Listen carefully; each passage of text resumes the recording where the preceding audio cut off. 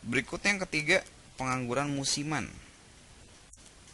Musiman atau disebut juga seasonal. Nah, dalam satu tahun itu ya kadang-kadang kan suatu bisnis tuh musiman banget ya. Misalnya contoh, kalau di Indonesia di Bali itu turisme. Kan ada masa-masa libur sekolah nih. Libur sekolah atau summer bahasa sananya gitu ya. Itu mereka tuh di sana libur 3 bulan. Ya kadang-kadang di summer, kadang-kadang di bulan Desember ya, Desember Januari. Ya kalau di Australia libur panjangnya itu Desember Januari. Kalau Amerika atau negara-negara utara banyak liburnya di summer itu Mei apa Juni sampai Agustus. Nah, liburan panjang. Nah, ketika liburan panjang kalau di turisme itu kan banyak banget kedatangan turis kan. Perlu kerjaan untuk di restoran, di hotel, di tempat-tempat wisata yang lain dan sebagainya gitu kan. Tapi begitu lagi nggak liburan, cenderung sepi, relatif sepi kan. Nah, pas lagi relatif sepi inilah banyak yang ya jadi nganggur gitu. Nah, inilah pengangguran seasonal. Nah, atau juga kadang-kadang di dalam pertanian ada masa bercocok tanam masa apa sih namanya pembenihan dan sebagainya gitu kan. Gue sorry kurang tahu juga nih ya, tapi juga ada masa panennya gitu kan. Nah, pas lagi nungguin panen itu juga nganggur, mungkin kerjanya jadi yang lain.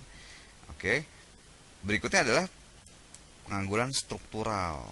Nah, pengangguran struktural ini nih yang termasuk yang apa ya, ngenesin lah, kadang-kadang juga ironis. Pengangguran struktural itu pengangguran yang terjadi ya biasanya karena perubahan struktur dari kegiatan ekonomi. Ya, dulu misalnya Indonesia sempat nih kita jadi penghasil tekstil banyak ya, pabrik-pabrik sepatu dari merek-merek terkenal tuh di kita, sepatu, kaos-kaos, baju, merek-merek terkenal tuh, tas, itu di kita gitu loh. Karena waktu itu Indonesia murah tenaga kerjanya, jadi banyak pabrik-pabrik tuh di sana, di sekitar Bandung apa segala macam banyak deh. Nah, tapi begitu karena kita juga makin lama makin Indonesia makin kaya kan, tenaga kerja juga makin mahal. Nah, begitu tenaga kerja makin mahal ini, pindahlah si empunya merek-merek ini ke negeri lain, terutama Cina dan Vietnam, karena makin murah di sana kan. Nah, karena murah banget di sana itu, Indonesia dulu terkenal banget jeans ya kan, murah pindah ke sana. Nah, bagaimana dengan lokasi tempat yang ini, gitu loh.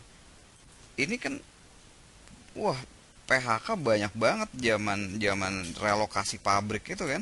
Nah, ini pengangguran struktural nih gara-gara adanya perubahan dari struktur ekonomi yang terjadi. Kalau di Amerika itu juga pernah terjadi, bukan pernah, sering bahkan mereka udah ngalamin. Dulu Amerika tahun 70-an masih manufacturing ya. Pabrik-pabrik banyak, pabrik-pabrik mobil, pabrik ya baja dan sebagainya. Dan di sini mereka tenaga kerjanya ya jelas lah ya, tenaga kerja pabrikan. Nah, begitu era 80-an mulai Jepang lebih murah, tetap teknologi juga tetap oke gitu. 90-an makin bahaya dan banyak pabrik-pabrik sana tutup. Nah, mereka industrinya, struktur ekonomi berubah ke arah misalnya software atau engineering yang high tech.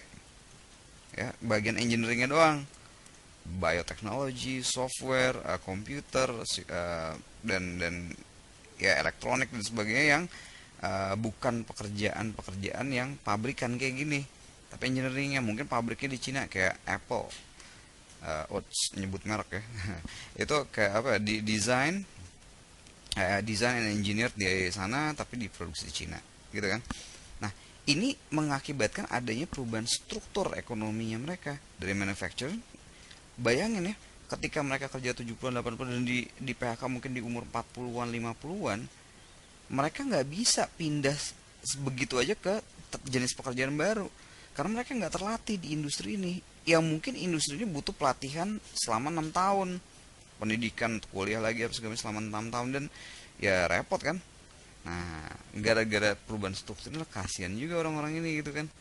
Nah, pengangguran jenisnya yang disebut pengangguran struktural itu apa ya, agak-agak ngenes gitu, gue sedih juga ngeliatnya, kasihan. Makanya kalau lo nanti ya kalau mau ini sering-sering belajar macam-macam deh untuk siap nanti ketika struktur ekonomi berubah, siap untuk perubahan-perubahan itu gitu.